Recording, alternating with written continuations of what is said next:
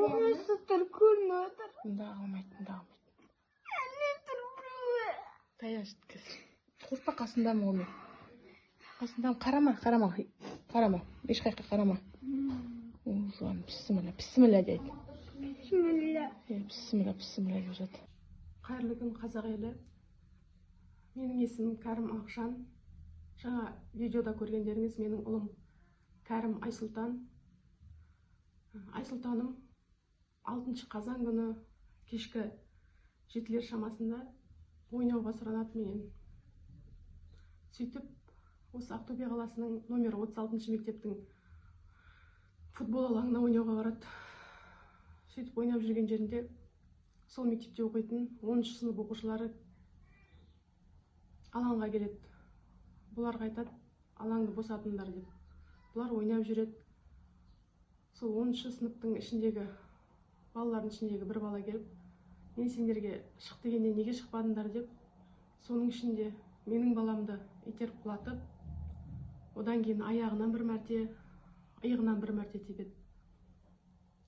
Балам сол кезде есен танып жерде 1 сағаттай жатып қалады. Ол қыздар, балалары болса, жоғарғы сыныптың ойнап күліп, сол футбол алаңында отырады. Тепкен баланың қасындағы достары, ана баланы үйіне апар, жедел жәрдем шақыр деп қоймағаннан кейін, сол бала тұрып, менің баламды орнынан тұрғызып, сынған қолын одан сайын бұрап, көтеріп, екі қолы бірдей ма, бірдей емес пе, тексеріп қараған. Оны ол баланың өзі де мойындап отыр. Сөйтіп, балам үйге келеді, скорый шақырамыз, одан кейін. Сөйтіп, ауруханаға түсеміз. Ауруханаға барған кезде қолы сынған деп айтады бізге рентген нәтижесі. Солай балама бір емес бірнеше операция жасалып, қолына медициналық сымдар салынады. Айтқаным бойынша операция жасалған күннің ертеңіне жаңа кінәлі баламен оның анасы ауруханаға барады менің балама. Менің рұқсатымсыз, мен жоқта балама кіреді. Осы орайда айта кеткім келеді. Денсаулық сақтау басқармасы оны қалай кіргізіп отыр. Менің өзім балама шақ кіріп жүрдім дәрігермен сөйлесуге. Өзіміздің туысқандарды кіргізген жоқ. Ал олар қалай кіріп отыр?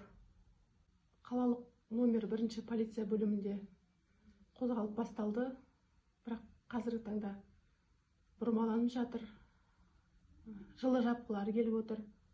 Мен жоғары билік өкілдерінен, құқық қорғау органдарынан, білім басқармасынан, денсаулық басқармасынан ана жүрегімен өтініп сұрайым.